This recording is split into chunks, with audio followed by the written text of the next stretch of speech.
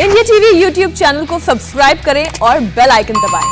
और इस वक्त की बड़ी खबर आपको बता दें, देश में कोरोना की वैक्सीन की कमी के आरोपों के बीच केंद्र सरकार ने एक हैरान करने वाला आंकड़ा जारी किया है।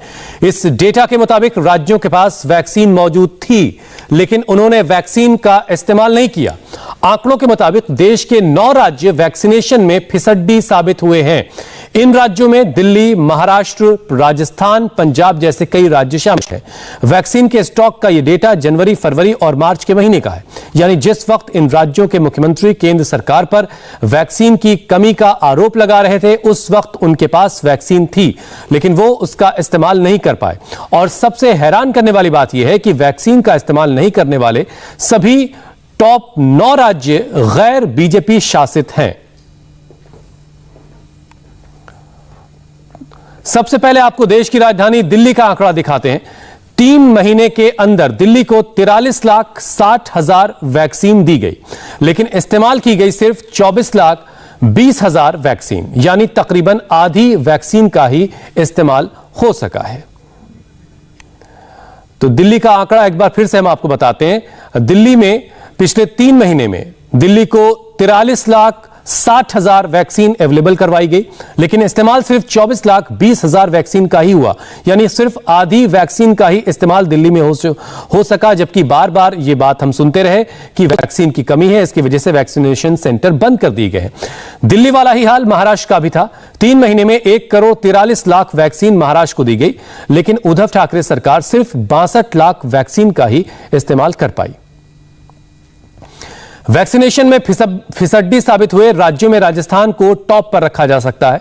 राजस्थान को 3 महीने में 1,05,00,000 वैक्सीन दी गई, लेकिन गहलोत सरकार ने इस्तेमाल की सिर्फ तकरीबन 57 लाख वैक्सीन। उधर पंजाब का हाल भी कुछ ऐसा ही है। पंजाब की कैप्टन सरकार भी वैक्सीन के इस्तेमाल करने वालों में फिसड्डी साबित हो रही है।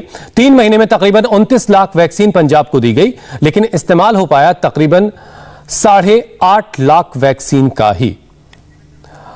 हमारे संवाददाता देवेंद्र पराशर इस पर हमारे साथ और ज्यादा बातचीत के लिए जुड़ चुके हैं। देवेंद्र, ये बहुत चौंकाने वाला आंकड़ा है कि हम लगातार राज्यों से सुनते रहे, दिल्ली, महाराष्ट्र जैसे राज्यों से कि वैक्सीन की कमी है, वैक्सीनेशन सेंटर बंद हो गए, लेकिन ये आंकड़ा जो ताजा आ रहा है, ये तो बता रहा है कि जितनी वैक्सीन दी गई उससे आधे का भी इस्तेमाल नहीं हो पाया। अब इसके बाद क्या राज्यों से किसी तरह का कोई जवाब मांगा जाएगा? देखिए, निश्चित तौर पे ये थोड़ी चिंताजनक बात है। और अलग अलग महीनों में आप देखें तो उस महीने में केंद्र सरकार ने जो डाटा दिया है वो ये बताया है कि किस प्रकार से किस राज्य को किस महीने में कितनी वैक्सीन दी गई थी और कितना वैक्सीन का उसने उपयोग किया।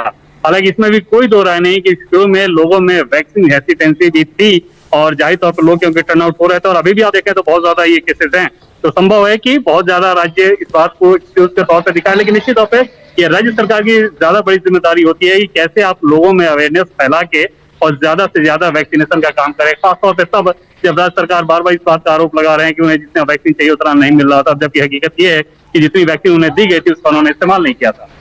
जी सर।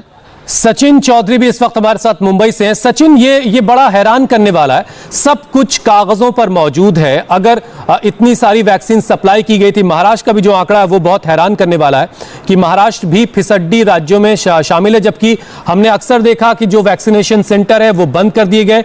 मतलब सिर्फ क्या वो दिखावे के लिए बंद किए जा रहे थे?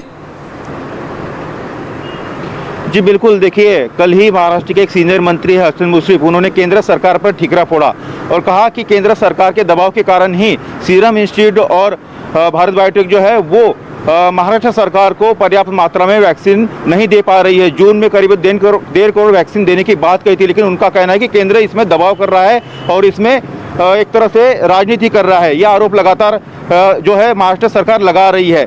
लेकिन अगर हम पिछले 3 महीनों की बात करें, जनवरी, फरवरी और मार्च, तो करीबन 1.5 करोड़ वैक्सीन के डोसेज जो है अवेलेबल थे और उसमें से मात्र 62 लाख जो है वो अनयूज हुए, उसका इस्तेमाल नहीं किया गया है। यानी कि महाराष्ट्र में करीबन 40% से ज़्यादा जो वैक्सीन के डोसेज है उनका इस्तेमाल नहीं हुआ है।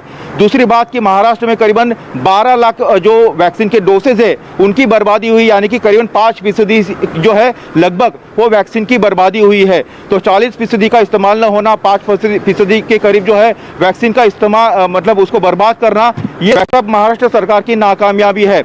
और इसी को छुपाने के लिए सरकार जो है लगातार केंद्र की तरफ इशारा बताती है। कभी ये बताती है कि हमें करीबन 6 करोड़ लोगों को डोज देने हैं तो 12 करोड़ वैक्सीन लगेगी, सरकार एकमुश्त पैसे देने के लिए भी तैयार है। ये वाकई बहुत हैरान करने वाला है और ये स्थिति राज्यों में जो लोग रहते हैं उनके लिए बहुत चिंताजनक है कि ये अगर केंद्र सरकार की तरफ से वैक्सीन इतनी सारी दी जा रही थी उसके बावजूद ये कह के वैक्सीनेट ना किया जाना कि वैक्सीन शॉर्ट है, ये वाकई बहुत चिंताजनक स्थिति है और इस पर सभी राज्यों को जवाब देना पड़ेगा। पुनीत परिंजा इस वक्त हमारे साथ जुड़ चुके हैं। पुनीत, क्या कोई इन आंकड़ों पर अब तक आप सरकार के किसी प्रतिनिधि से जवाब ले सके हैं जो ताजा आंकड़ा केंद्र सरकार की तरफ से जारी किया गया है? जी देखिए, पंजाब की अगर हम बात करें यहाँ पे हुसैन, तो पंजाब में भी काफी ज्यादा जो थी वैक्सीनेशन की बर्बादी जो थी वो हुई थी। वैक्सीन को लेकर काफी ज्यादा सवाल जवाब भी इस समय हुए थे पंजाब सरकार को लेकर। फिलहाल अभी क्योंकि पहले एक मामले को लेकर पंजाब सरकार घिरी हुई है जिसमें उन्होंने प्राइवेट अस्पतालों को अपनी वैक्सीन जो थी बेची थी। उसके बाद पंजाब के कोई भी जो अगर मेडिकल से जुड़े, जो स्वास्थ्य विभाग से जुड़े कोई भी अधिकारी या मंत्री जो है वो सामने आने को तैयार नहीं है। हालांकि कुछ दिन पहले जब एक बार स्वास्थ्य मंत्री से बात हुई थी तो उनका ये कहना था कि जब इतने बड़े स्केल पर वैक्सीनेशन होती है तो अगर कुछ % वैक्सीनेशन खराब भी हो जाती है तो इससे कोई फर्क नहीं पड़ता है। तो काफी हैरानजनक उस समय बयान जो था वो पंजाब सरकार की तरफ से आया था कि अगर कुछ वैक्सीनेशन अगर खराब हो भी जाए तो कोई फर्क नहीं पड़ता है, 1.5-2 लाख अगर खराब हो भी जाती है। लेकिन जिस तरह से अब नए आंकड़े आए हैं तो उससे साफ है कि जो लगातार पंजाब सरकार ये कह रही है कि हमारे पास वैक्सीन की कमी है, हमारे पास वैक्सीन नहीं है, और जबकि प्राइवेट अस्पताल को वैक्सीन जो है वो बेच दी जाती है और जो आम लोग हैं जिनको फ्री में लगनी चाहिए थी वो उनको नहीं लग पाती है। और उसके बाद ये एक अलग तरह का मामला है पुनीत, लेकिन ये जो बातें हैं कि अगर वैक्सीन थी फिर भी वैक्सीन लोगों को नहीं लगाई जा रही थी, ये बहुत हैरान कर रहा है।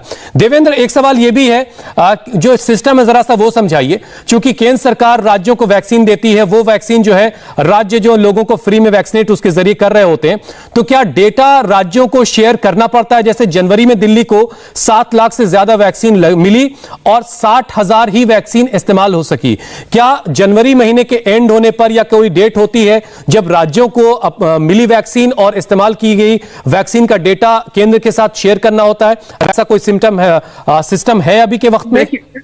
देखिए अभी सिस्टम को लेकर हुसैन अब ज्यादा तेजी आई है कि इन एडवांस केंद्र सरकार के द्वारा ये राज्यों को बताया जा रहा है कि हम आपको कब कितने डोजेस उपलब्ध करा पाएंगे। दूसरी चीज कि राज्यों के साथ जो वैक्सीनेशन राज्य कितने वैक्सीन का उपयोग कर रहे हैं इसकी रियल टाइम मॉनिटरिंग का सिस्टम ऑलरेडी है और उस रियल टाइम मॉनिटरिंग में ही लगातार केंद्र सरकार राज्यों से ये कहते रही है कि आपके यहाँ वैक्सीनेशन ड्राइव और तेज किए जाने की जरूरत है। लेकिन आप देखें तो जिन महीनों का ये डाटा है हुसैन, उसमें जनवरी, फरवरी, मार्च जब सेकेंड वेव आया है, सेकेंड वेव आने के बाद लोगों में बहुत ज्यादा पैनिक फैला है वैक्सीनेशन को लेकर। अदरवाइज ऐसा पहले बिल्कुल नहीं था कि वैक्सीन की उपलब्धता नहीं थी और लोग वैक्सीन लगाना चाहते थे या राज्य सरकार वैक्सीन लगाना चाहती थी, उन्हें वैक्सीन उपलब्ध नहीं हो पा रहा था।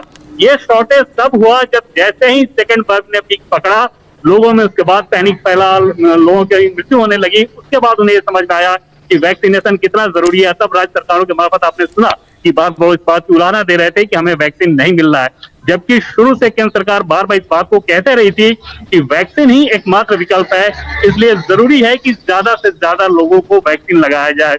लेकिन जैसे एक्सपोर्ट भी तब किया जा रहा था तो किसी को तब इस बात पे एतराज नहीं था कि वैक्सीन क्यों एक्सपोर्ट किया जा रहा है, क्योंकि इस आंकड़े के जारी होने के बाद अब केंद्र सरकार का क्या रुख होता है, क्या रवैया होता है और राज्यों की तरफ से इस पर क्या जवाब आता है, उसका भी इंतजार हमें करना होगा। बहुत बहुत शुक्रिया देवेंद्र, अतुल और पुनीत हमारे साथ जुड़ने के लिए। नमस्ते, मैं हूं मीनाक्षी जोशी। वीडियो और खबरों से अपडेट रहने के लिए India TV YouTube channel subscribe करें, बेल आइकन दबाना ना भूलें। जुड़े रहें इंडिया टीवी के साथ।